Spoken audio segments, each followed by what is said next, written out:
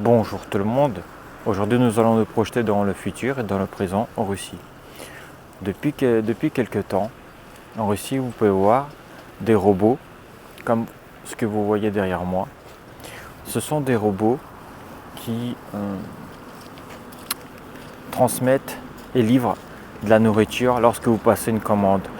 C'est comme en France Uber Eats, sauf que ce sont des robots qui livrent. Donc comment ça fonctionne? À l'aide de votre smartphone, en ayant téléchargé l'application de Yandex, vous pouvez commander des boissons, des pizzas, à peu près tout, auprès de certains supermarchés. Et d'ici la fin d'année, il y aura beaucoup d'autres supermarchés qui auront ces robots et vous pouvez commander de la nourriture un peu comme en France. C'est comme si un peu en France vous avez Carrefour ou Auchan qui vous livrent à l'aide des robots comme ça. Donc en Russie, ces robots-là, ils livrent de la nourriture. À Moscou, vous en avez une centaine. En Russie, vous en avez à peu près 130 pièces. D'ici la fin d'année, vous en aurez à peu près, il va y en avoir à peu près 260. Donc comment ça fonctionne? Donc une fois que vous avez passé la commande sur votre téléphone via l'application Yandex, ce petit robot, la personne va sortir, elle va mettre de la nourriture, elle va appuyer sur un bouton, ensuite elle va mettre la nourriture, enfin la commande que vous avez passée dans le robot. Il faut dire que le robot peut supporter jusqu'à 20 kg. Vous pouvez commander par exemple 6 pizzas, 2 bouteilles d'1,5 litre de boisson.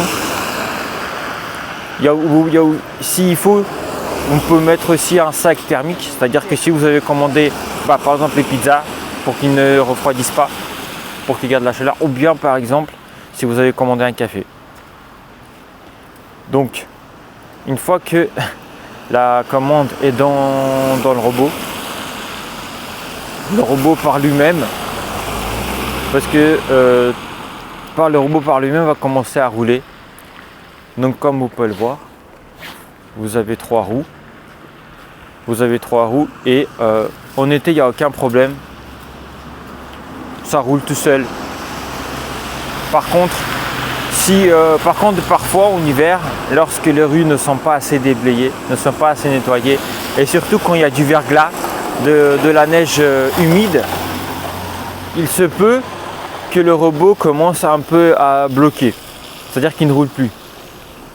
Et dans ce cas-là, le robot transmet un message à l'assistant qui lui, via la caméra, parce que vous avez une petite caméra qui est là, vous avez juste une petite caméra qui est juste là, et bien via cette caméra, la personne pourra conduire elle-même le robot.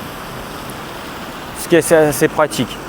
Ce robot-là, on ne peut pas le voler puisqu'il pèse plusieurs dizaines de kilos. Et il n'y a encore jamais eu de cas comme ça, de tentative de vol même. Puisque pour le déverrouiller, il faut obligatoirement que la personne qui a passé la commande, une fois que le robot est arrivé en bas du bâtiment, elle déverrouille le robot via un bouton sur son smartphone. Donc il n'y a que elle qui peut le déverrouiller. Donc il n'y a aucun risque que la nourriture ou la commande soit volée. Donc comme je vous ai dit, d'ici la fin d'année, il va y avoir à peu près 260 robots dans toute la Russie et environ une centaine à Moscou. Ça c'est très pratique. Il n'y a pas besoin d'attendre la personne, le livreur. Ça se livre directement là-dessus. Et franchement, c'est assez pratique.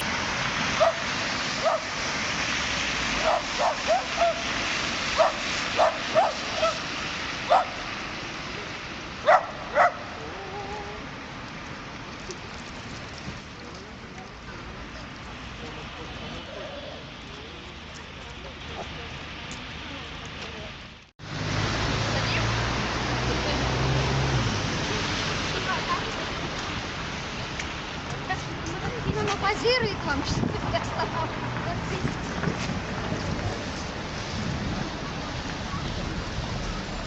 vous dis.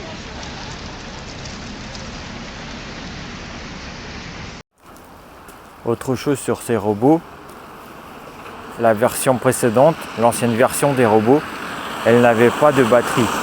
Ça veut dire qu'il fallait recharger pendant quelques heures et que pendant quelques heures du coup, elle n'était pas utilisable.